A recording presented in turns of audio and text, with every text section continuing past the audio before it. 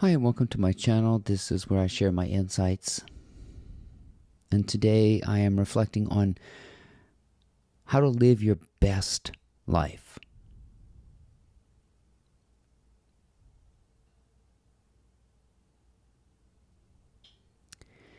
It's an understanding that life is unmade.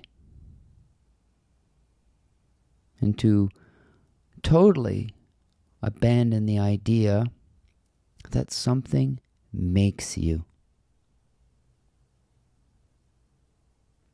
So if you want to learn how to have the best life, you'll want to break away from the illusion that you are made. Stick around.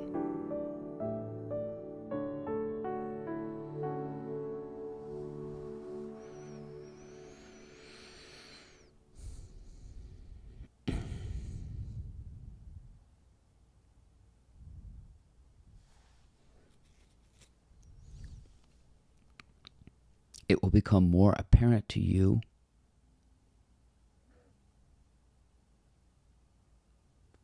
that it's hard to find who made me.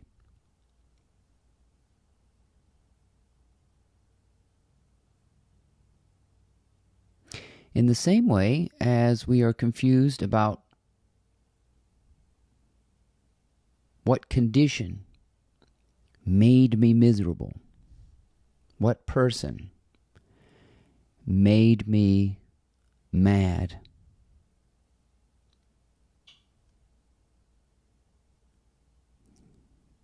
the traffic made me frustrated. This news makes me so mad. You see, this comes from a Western worldview that we live in a universe that was made.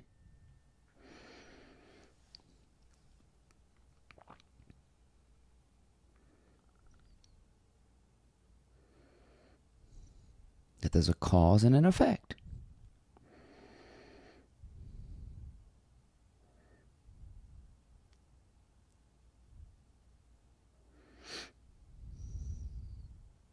This sunny day makes me so irritated.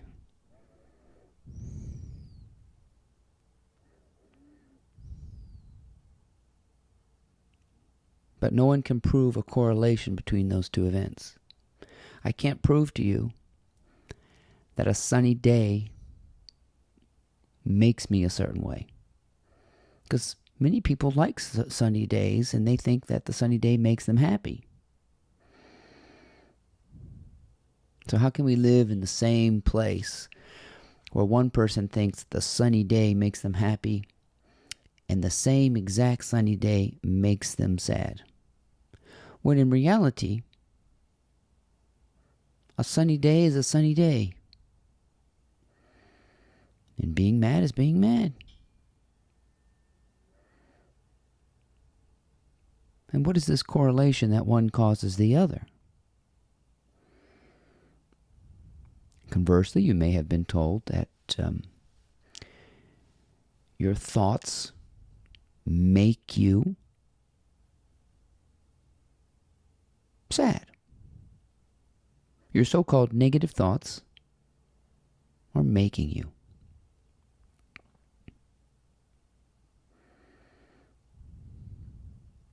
I would then try to chase it and say, what made me think a negative thought?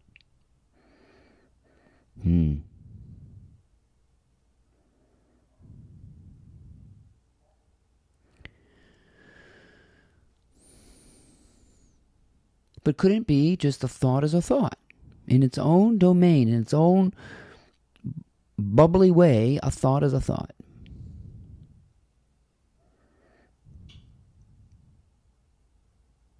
And a negative feeling is a negative feeling in its own strange, uncorrelated way.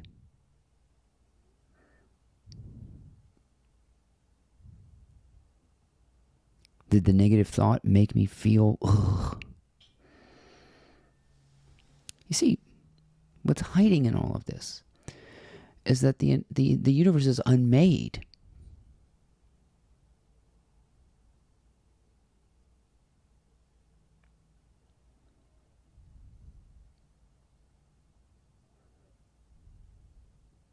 And I don't know how to explain unmade,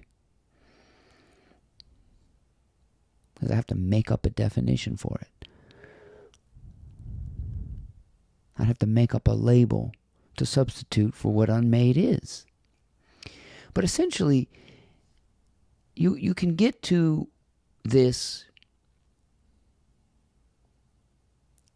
when you're trying to get to the bottom of it, if you will. Because if you accept a worldview that the universe is made by a creator, the creator is strangely absent from the creation itself and from the creature. The cause and the effect are strangely separate.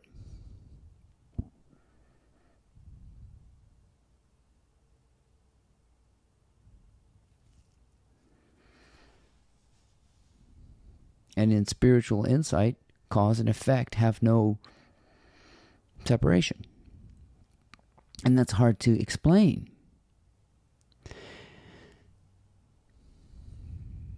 Because if you chase it, you can't figure out who made anything or what made this or what made that. Because ultimately you'll get to God and think, oh, well, God made this. But if you keep probing that, you'll wonder, well, who made God? Did the devil make you do this? Did society make you do this?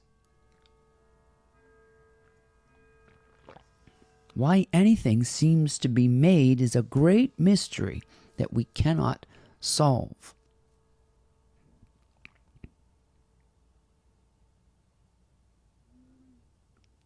Because then existence would be explainable superficially. My parents had sex and they made me because of that act. That one act right there. Uncorrelated with any other movement or action in the universe. That one act at the surface made me.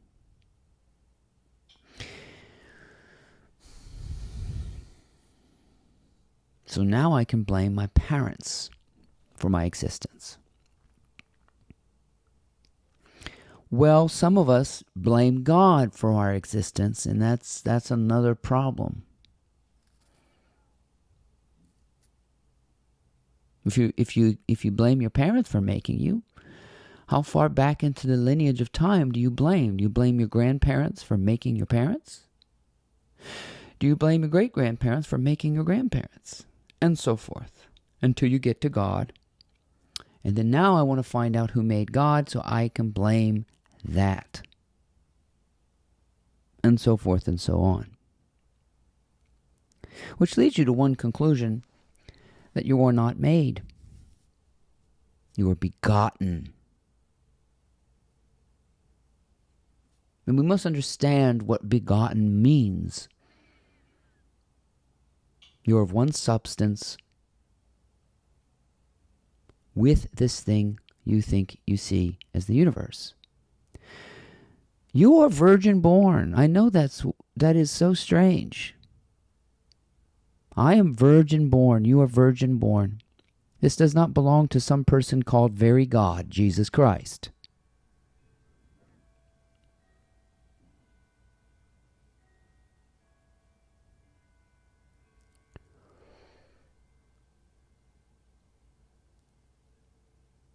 Unless you believe a sex act has made you.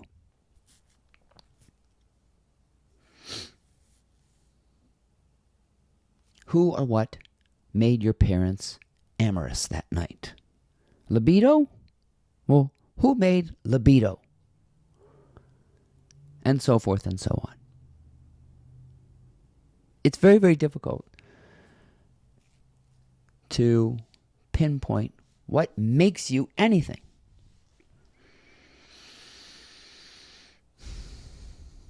And one day you detach from this sensation that your condition is making you, or that you are making your condition.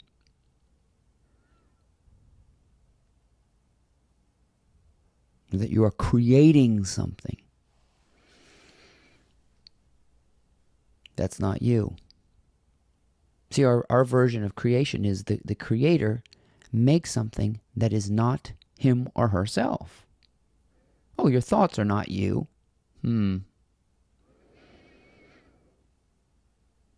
Here we go again. Your body is not you. Your ego is not you.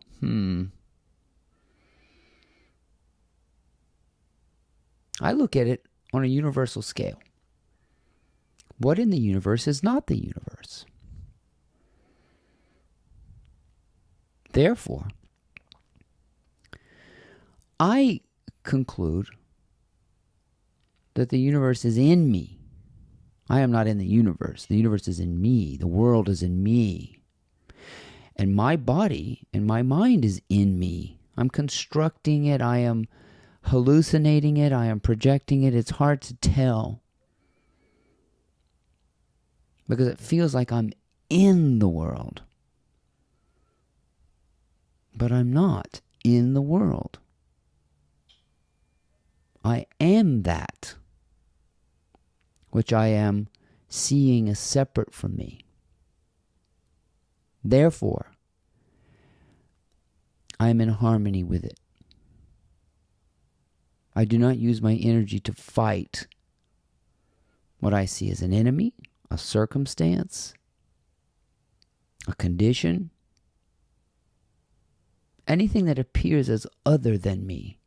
I cannot use what energy I have to fight it, because it's begotten of me. It is me. The same unmade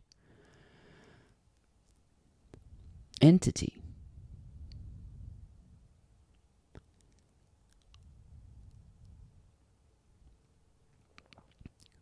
So to harmonize with the universe is to align with everything. I don't care how screwed up it looks.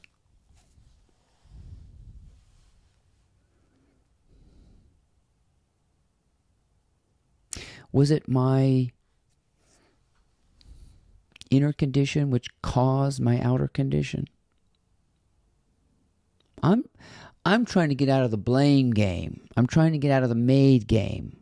I'm trying to get out of the praise and blame game, and I'm trying to get into the game of complete unity and harmony and communion. And that's where I invite you.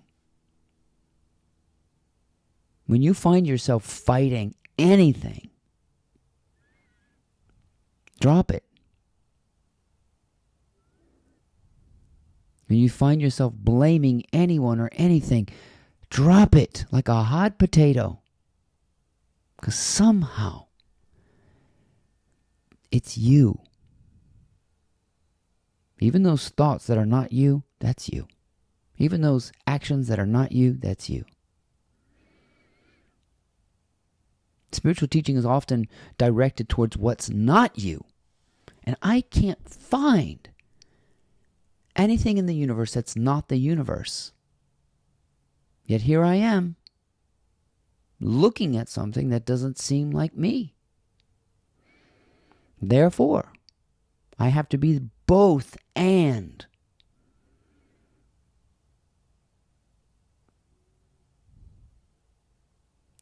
I have to be aligned with. I have to be okay with what I see as my life. See, I am life. And this story of a happening, that's a trail.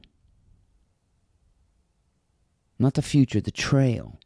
The bits and pieces which seem to be deconstructible in hindsight. But no, I'm on the verge here. I'm on the precipice here. I'm the preeminence. I'm the light that pours forth from me. The light does not come into my eyes. The light comes from my being. I am the light of the world. That is a true statement.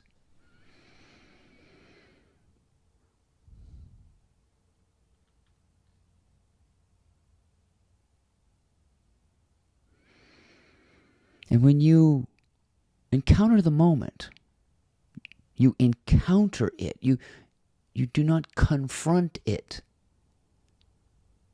Most people are bracing like it's coming in. So stuff it all down and they have it. This is about releasing it, allowing it to pour forth from you. It's constant giving it's constant giving, it's constant radiance, it's constant love, it's constant unblocking that which wants to come out and be released as your radiant splendor, releasing the imprisoned splendor, as Robert Browning once said. This heaviness of the world confronting you is suppression.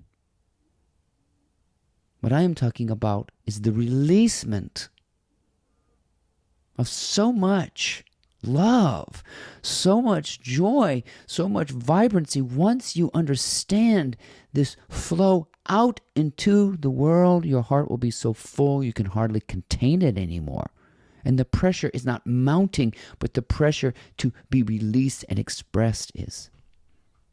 That's the relief anybody ever wants.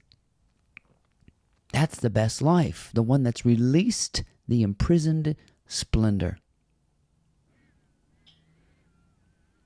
And like Ed Sheeran says, when you first start expressing yourself, some muddy water will come out first, just some trash, a lot of running water. Johnny Cash had to make 16 albums before he started figuring out his flow. I may have to make 500 or 600 videos before I get the clarity I'm looking for. And that's what you want to do.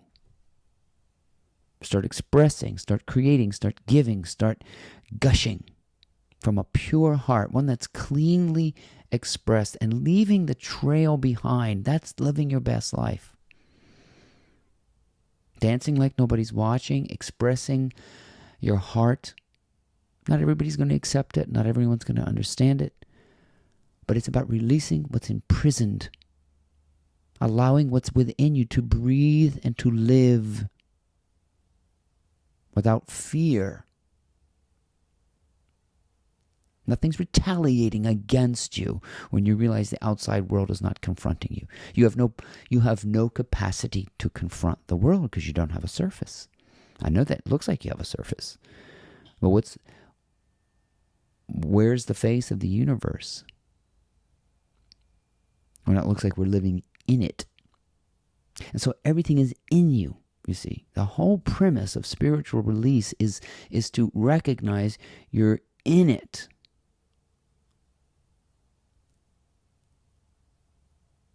Or it's in you. Same difference. And so your job in this world is not to make a difference, but to make a deference. And deference is respect and humility with everything you seem to be confronting. It's actually conspirational. It's actually together. It's working with this sense of self and other.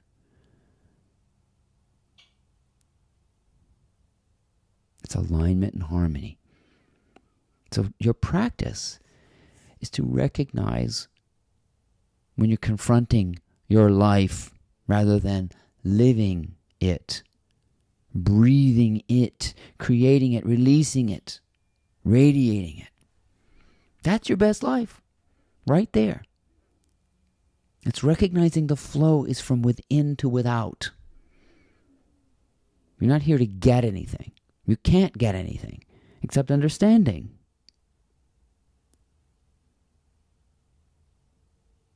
Lifting the fog of ignorance. That's expansion.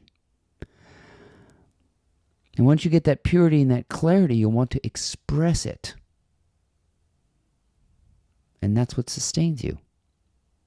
That's what's everlasting. Something wants to come through you.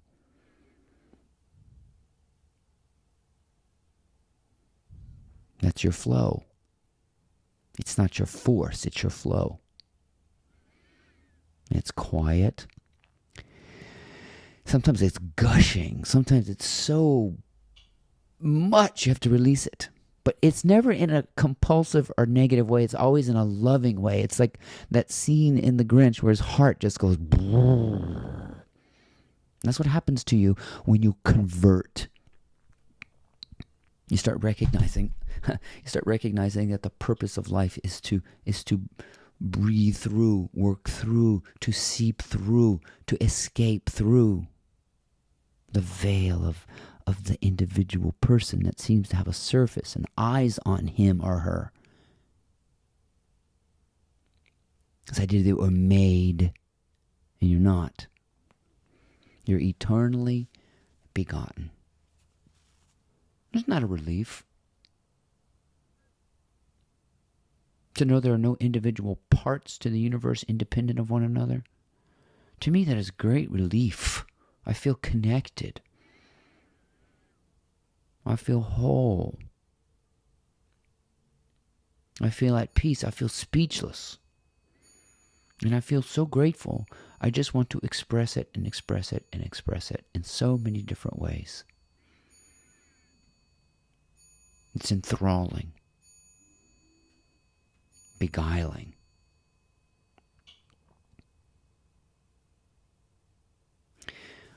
Think about what you're up against. Nothing. You're up against nothing. So there's no force. The universe is held together. It moves on its own. There's no holding the world up. There's no making it work. It works. And fundamentally, you work without encumbrance. That's because you're unmade. And there's no making it happen, and there's no making you mad, and there's no making you anything. That's your best life. Let's start living it. My name is Ryan, but that's just a label. I hope you enjoyed these insights. Please check out my blog if you have a moment. It's called mymorningmotivator.com. Thank you.